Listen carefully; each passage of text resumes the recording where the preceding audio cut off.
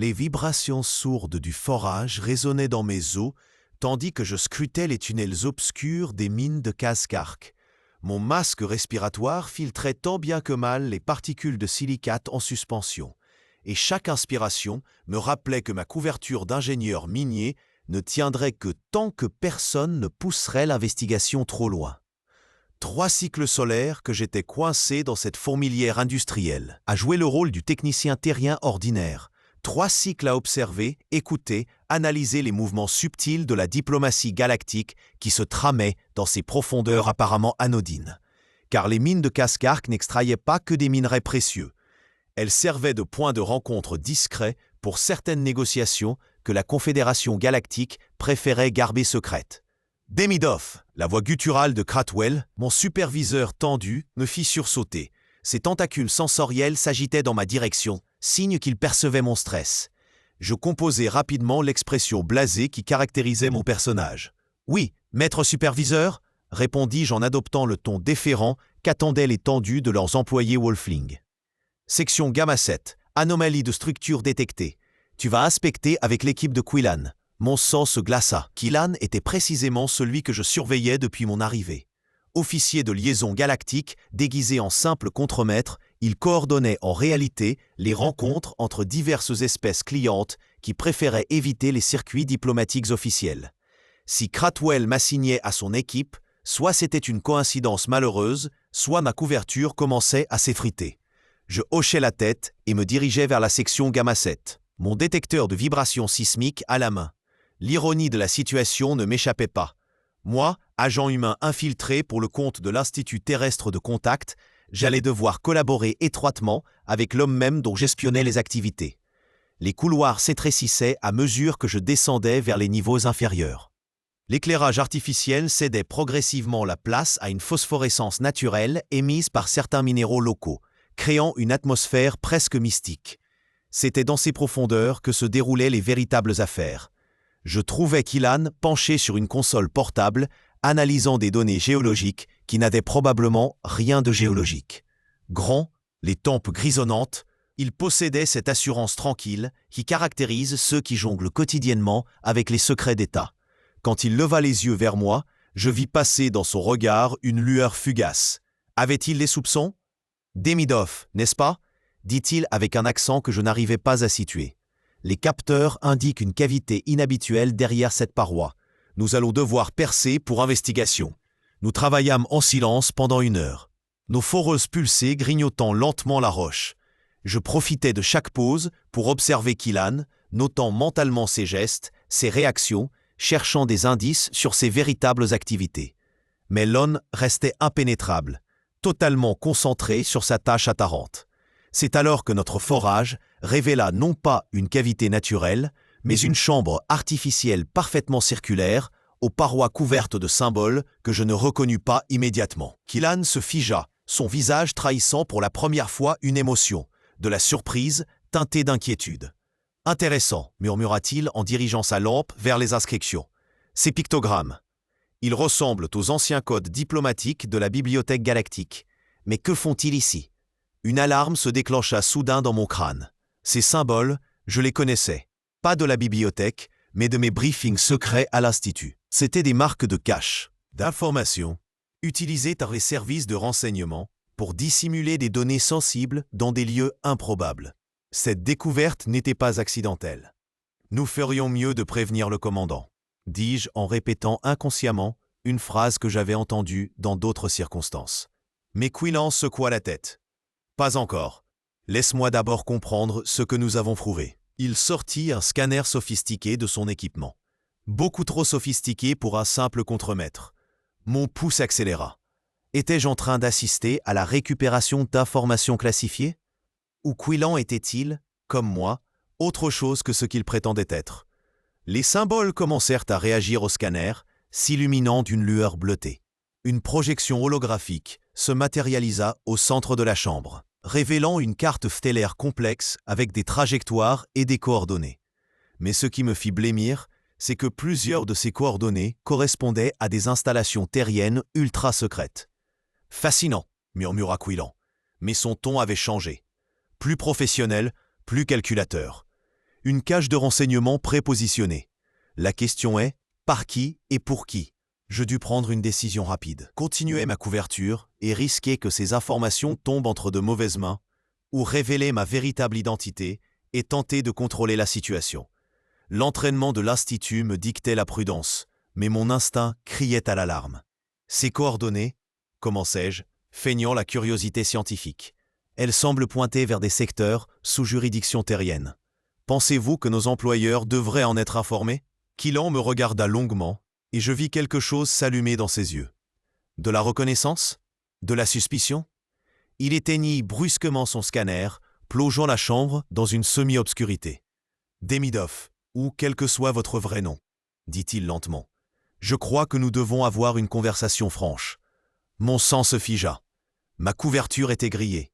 Mais avant que je puisse réagir, Killan leva les mains dans un geste d'apaisement. « Agent Harrison, service de renseignement de la Confédération terrienne, » dit-il en souriant.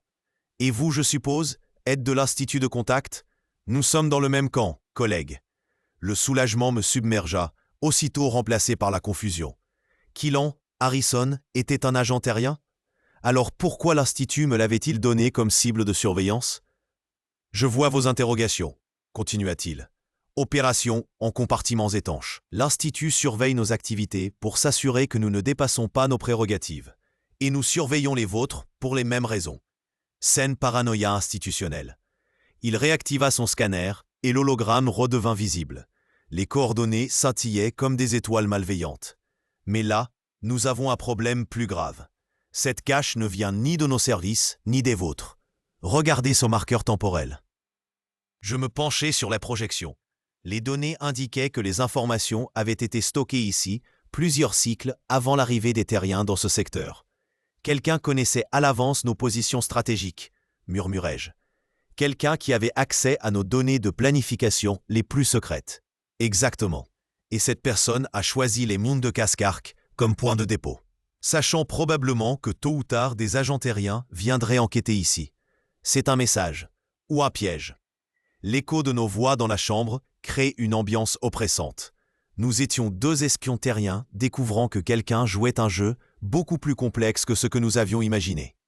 Les négociations secrètes que vous coordonnez, dis-je. Y a-t-il eu des fuites? Des participants douteux? Harrison, je ne pouvais plus l'appeler Quillan, fronça les sourcils.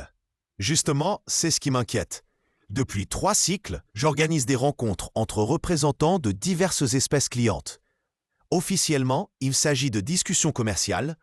Officieusement, il hésita, évaluant sans doute ce qu'il pouvait révéler même à un collègue. Officieusement, nous tentons de former une coalition informelle d'espèces wolflings et de clients mineurs pour contester certaines décisions de la Bibliothèque galactique.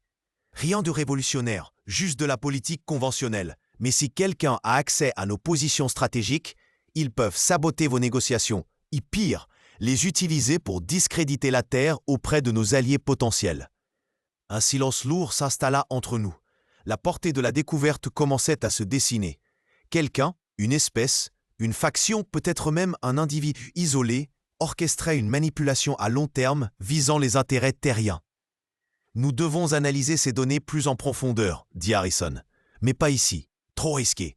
Agreed. Mon logement de service dispose d'un brouilleur. Nous pourrions... Un grondement sourd nous interrompit. Les parois de la chambre vibraient et de la poussière commençait à tomber du plafond. Nous nous regardâmes. La même pensée nous traversant l'esprit. Quelqu'un tentait de déclencher un effondrement. « Sortez !» cria Harrison en empochant son scanner. Nous nous précipitâmes vers l'ouverture que nous avions forée, mais elle était déjà partiellement obstruée par des éboulis.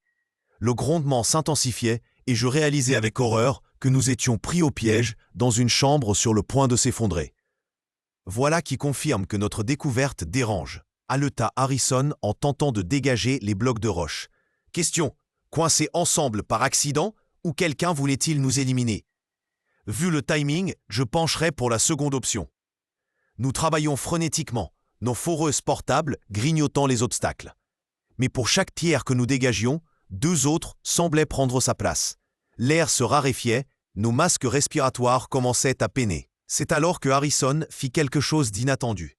Il sortit un petit communicateur de sa poche et l'activa. « Beacon d'urgence », expliqua-t-il. « Signal crypté vers mes contacts dans la mine.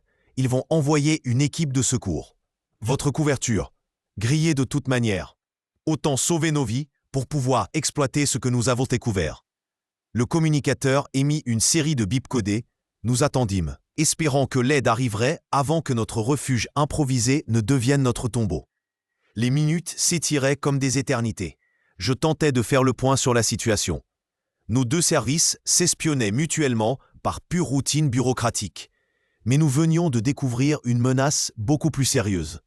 Quelqu'un manipulait les deux camps, possédait des informations qu'il n'aurait jamais dû avoir, et était maintenant suffisamment desperate pour tenter un assassinat déguisé en accident minier. « Harrison, dis-je soudain, et si cette cache était un appât? Si quelqu'un voulait précisément que nos deux services la découvrent ensemble ?» Il me regarda, et je vis la même illumination dans ses yeux. Un catalyseur de coopération, nous forcer à unir nos efforts face à une menace commune. Mais qui aurait intérêt à ce que l'Institut de contact et les services de renseignement collaborent plus étroitement? Avant que je puisse répondre, le bruit de foreuse industrielle nous parvint de l'extérieur. L'équipe de secours approchait. Mais alors que nous nous préparions à être secourus, une pensée glaciale me traversa l'esprit. Et si nos sauveteurs étaient les mêmes qui avaient tenté de nous éliminer? Harvey se pencha vers moi et murmura « Quoi qu'il arrive, suivez mon lead. Et préparez-vous à courir. » L'ouverture s'élargissait sous l'action. Des foreuses de sauvetage. Bientôt, des mains nous tirèrent hors de la chambre effondrée. Nos sauveteurs étaient des mineurs ordinaires, du moins en apparence. Mais Harrison semblait les connaître, échangeant avec eux des regards entendus. « Accident provoqué », confirma l'un d'eux, un tendu au cyclopéen sensoriel particulièrement développé. Charge explosive dissimulée dans les structures d'appui. « Whoever wanted you buried, planned it well ». Nous fûmes escortés vers la surface, officiellement pour un débriefing médical. Mais je remarquai que notre itinéraire évitait soigneusement les zones de forte circulation. Harrison m'adressa un regard entendu. Nous n'allions pas au dispensaire médical. Nous nous retrouvâmes dans une section désaffectée de la mine, dans une salle qui avait été aménagée en centre de communication clandestin. Des écrans affichaient des données en temps réel sur les mouvements dans la mine, les communications interceptées, les allées et venues des différents personnels. « Safe house », expliqua Harrison. « Nous surveillons les mines de Cascark depuis bien plus longtemps que 3 cycles. Cette découverte confirme nos pires soupçons. » L'un des techniciens, qui ne ressemblait plus du tout à un simple mineur, nous tendit un rapport. Analyse préliminaire des données de la cache. Les informations stockées incluent non seulement des positions stratégiques terriennes, mais aussi des détails sur les négociations diplomatiques secrètes en cours. Quelqu'un a accès au plus haut niveau de classification de nos deux services. Je sentis une sueur froide me parcourir. Une taupe. Dans nos rangs. Il y a plus, continua le technicien. Les marqueurs temporels indiquent que ces informations ont été actualisées régulièrement. La dernière mise à jour remonte à moins d'un cycle stellaire. Cette cache était active. Harrison étudiait les données sur son écran portable. Son visage se durcissait progressivement. « J'ai une mauvaise nouvelle », dit-il finalement. « Plusieurs des informations ici correspondent à des briefings auxquels j'ai assisté personnellement. Des briefings ultra classifiés. » Avec un cercle de participants très restreint. « Combien ?» demandai-je, redoutant la réponse. 15 personnes au maximum, incluant des membres de la haute hiérarchie de nos deux services. Le silence qui s'ensuivit était lourd de implications terrifiantes. La taupe n'était pas un agent de terrain ou un analyste de bureau. C'était quelqu'un au sommet de la pyramide, quelqu'un avec accès aux secrets les plus sensibles de la politique terrienne dans cette région galactique. Nous devons identifier cette personne, dis-je. Mais comment? Un interrogatoire direct révélerait que nous savons, et la taupe pourrait disparaître ou faire disparaître les preuves. À moins que... Harrison sembla réfléchir intensément. Nous pourrions utiliser cette découverte comme un piège. Diffuser de fausses informations classifiées à chaque suspect potentiel. Des informations différentes pour chacun. Puis, surveiller cette cache pour voir quelles données apparaissent. C'était risqué, mais astucieux. Utiliser notre découverte comme un weapon contre celui ou celle qui nous espionnait. Il faut coordonner avec nos hiérarchies respectives, dis-je. Mais dans quels termes? Nous ne pouvons pas révéler l'existence de cette cache sans compromettre l'ensemble de l'opération. J'ai une idée, dit Harrison, avec un sourire qui n'avait rien de rassurant. Nous allons organiser une opération de désinformation. Faire croire que nous avons découvert quelque chose d'autre dans cette cache. Quelque chose assez important pour nécessiter une réunion d'urgence des principaux responsables. Le plan commençait à prendre forme dans mon esprit. Attirer tous les suspects potentiels dans le même lieu, sous un prétexte plausible, puis observer leur réaction à différentes révélations soigneusement orchestrées. Les mines de Cascark seraient parfaites pour cela, suggérai-je. Lieu neutre, couverture logique pour une réunion secrète. Et nous contrôlons le terrain. Nous passâmes les heures suivantes à élaborer les détails de notre piège. Harrison contacta ses superviseurs avec un rapport urgent mais vague sur une découverte archéologique majeure nécessitant expertise diplomatique immédiate. De mon côté, je transmis à l'Institut un message crypté faisant état d'informations critiques sur les activités diplomatiques secrètes dans le secteur. L'appât était jeté. Restait à voir qui mordrait à l'hameçon. 3 jours plus tard, ils arrivèrent tous. Directeur, analyste senior, coordinateur diplomatique. Les plus hauts échelons de nos 2 services convergeant vers les mines de Cascark sous couvert d'une mission d'évaluation de routine. 15 personnes exactement, toutes celles qui avaient eu accès aux informations retrouvées dans la cache. Je les observais depuis la galerie d'observation, tentant de déceler des signes de nervosité, de culpabilité, de reconnaissance. Mais tous étaient des professionnels aguerris, rompus à l'art de contrôler leurs émotions et leurs expressions. Harrison avait orchestré la mise en scène avec un talent consommé. La réunion se déroulait dans une salle de conférence improvisée au niveau 3 de la mine, avec vue sur les opérations d'extraction. Officiellement, nous discussions de coopération renforcée entre services. Officieusement, nous tendions un piège élaboré. L'analyse des formations géologiques locales révèle des anomalies intéressantes, commença Harrison en projectant une carte géologique factice. Des structures qui pourraient indiquer la présence d'installations préexistantes. J'observais attentivement les visages. La directrice Yamamoto de l'Institut fronçait les sourcils, mais par concentration professionnelle. Le coordinateur Kyle semblait distrait, consultant discrètement un communicateur. Le docteur Chen prenait des notes détaillées. Plus spécifiquement, continua Harrison. Nous avons identifié ce qui pourrait être un réseau de caches d'informations datant de plusieurs cycles stellaires. Des installations qui suggèrent une présence non autorisée dans ce secteur bien avant l'arrivée des forces terriennes. Cette fois, je saisis quelque chose, un tressaillement presque imperceptible chez l'un des participants. Sarah Morrison, analyste senior de mon propre service. Ses doigts s'étaient contractés subitement autour de son stylus électronique. Mais ce indice était insuffisant. Dans ce genre d'opération, les certitudes sont dangereuses. Un innocent peut réagir par simple nervosité, tandis qu'un vrai espion peut parfaitement contrôler ses réactions. Harrison passa à la phase suivante de notre plan. Il distribua des documents classifiés différents à chaque participant, des analyses fausses mais crédibles sur diverses découvertes supposées. Chaque document contenait des détails uniques qui permettraient d'identifier leurs sources s'ils apparaissaient dans la cache. Ces rapports préliminaires nécessitent votre évaluation experte, expliqua-t-il. Paramètres de sécurité absolue, aucune copie, aucune transmission. Analyse sur site uniquement. Les participants se dispersèrent pour étudier leurs documents respectifs. Je mis en place la surveillance discrète que nous avions préparée. Micro, caméra, détecteur de transmission. Si quelqu'un tentait de relayer ces informations à l'extérieur, nous le saurions. Les heures s'écoulaient avec une lenteur oppressante.